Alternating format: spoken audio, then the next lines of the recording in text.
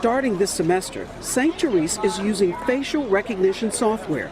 It's one of the first schools in the country trying the technology.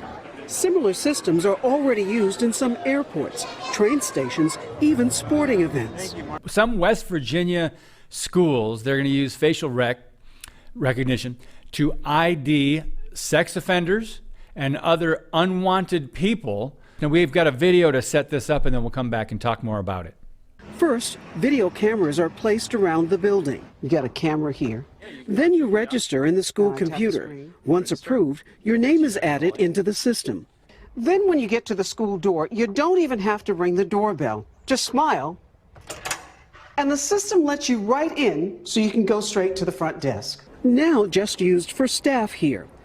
Visitors must be approved before being let in. And if someone is a known threat, as in this demonstration with a Real Networks employee, threat detected, the system alerts school staff and the doors stay locked. But some critics worry the information could end up in the wrong hands. I have no doubt that at some point some of it will end up on some rogue website somewhere out there on the internet, and it won't be able to be gotten back.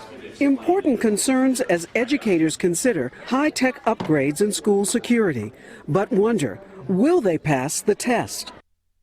Threat detected. Threat detected. Threat detected. I mean, what's it going to cause the person to run off? Interesting, Katie, your thoughts? Initial thoughts, we keep beefing up security. You know, when we talk about, like, anytime, unfortunately, there's a shooting at a school, it's beefing up security. And we focus here on, like, what technological things can we do to solve the issue. On this side, we have actual education of children and actually understanding how children operate and if they have any issues going on, maybe mental health things. And we're like, we could address that, but instead, let's beef up security. You know, like, it's always coming down to, well, we could actually deal with the real problem, or we could just beef up security.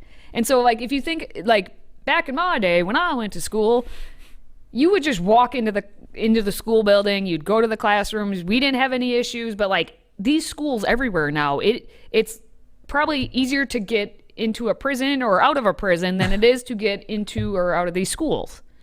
Like, the ones that are really beefing up the security. And it's like, do you want that for your children? Or should you just keep them at home where it's probably a lot safer? I don't know. So let's look at what the system can do. We have some bullet points on this. So it's a live video analytics platform, RockWatch, and it'll be used to identify visitors and help administrators manage building access before guests enter. Let's go down to the bullet points. It can be used to approve or deny visitors before they enter the premises, detect incidents or intruders, including long guns. That's interesting. Configure smart alerts for any device and count or locate missing children during an incident. That's interesting as well. And my understanding of that is all of the children would have to be in this facial recognition system. And then when they get them, I'm sure there's cameras inside, like maybe in the gym or whatever, where you can see all the students and they can count and they can find out who's missing. That's interesting. It's going to take a lot of money, but that's an interesting point.